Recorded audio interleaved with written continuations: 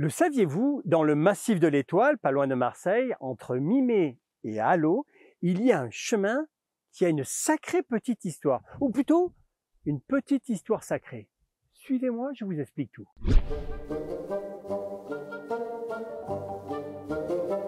Monsieur Dalmasso, bonjour. Bonjour. Alors, donc vous êtes bénévole? Oui, le comité feu, nous sommes une vingtaine de bénévoles sur la commune. D'accord. Alors, monsieur Dalmasso, on est où ici? On est dans le massif de l'Étoile et à cet endroit, ce chemin permettait de suivre le sentier des oratoires et d'aller à Notre-Dame-des-Anges. Et donc là, on a ces fameux oratoires là qui servaient de promontoire et de guide qui permettaient de passer d'un endroit à un autre. À l'époque, il était emprunté par les oratoriens pour être guidé pour aller à Notre-Dame-des-Anges. Alors, monsieur Dalmasso, vous pouvez me dire ce que c'est ce qu'on voit derrière? Alors, le bâtiment qu'on a au-dessus de nous, c'est Notre-Dame-des-Anges. Et alors, toute l'histoire en fait du chemin de Notre-Dame-des-Anges, en fait, est partie de là parce que c'est là où il y a la fameuse grotte. C'est là que la fameuse grotte. Et moi, ce que je vous propose, c'est qu'on aille voir cette fameuse grotte. Suivez-moi.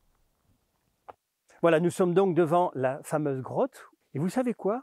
Exceptionnellement aujourd'hui, on va pouvoir y entrer. Suivez-moi, je pousse la porte.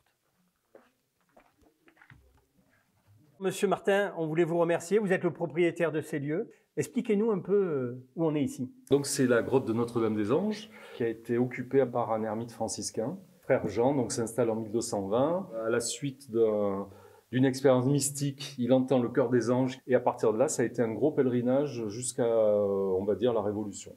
À la Révolution, le lieu est pillé et est vendu comme bien national et c'est racheté par un entrepreneur marseillais qui démolit les bâtiments pour vendre les matériaux. Et la grotte est pillée et tous les objets du culte sont descendus dans l'église de Mimé où ils sont toujours là. C'est ici qu'on aurait vu la première crèche provençale? En fait, les oratoriens importent la crèche d'Italie, et donc c'est la première crèche de Provence. Qu'est-ce que vous auriez comme conseil à donner à ceux qui passent sur le chemin de Notre-Dame-des-Anges? Ce qu'on demande aux randonneurs, c'est de ne pas sortir des pistes balisées, la piste principale. Voilà, le lieu est fragile, les ruines sont fragiles, et donc on ne peut pas faire n'importe quoi ici. Voilà, je vous l'ai dit, la sacrée petite histoire du chemin de Notre-Dame-des-Anges, c'est surtout une petite histoire sacrée. Monsieur Dalmasso, monsieur Martin, un grand merci de nous avoir accueillis, de nous avoir guidés sur cette petite histoire. Surtout respectez les lieux et profitez de la nature. À bientôt.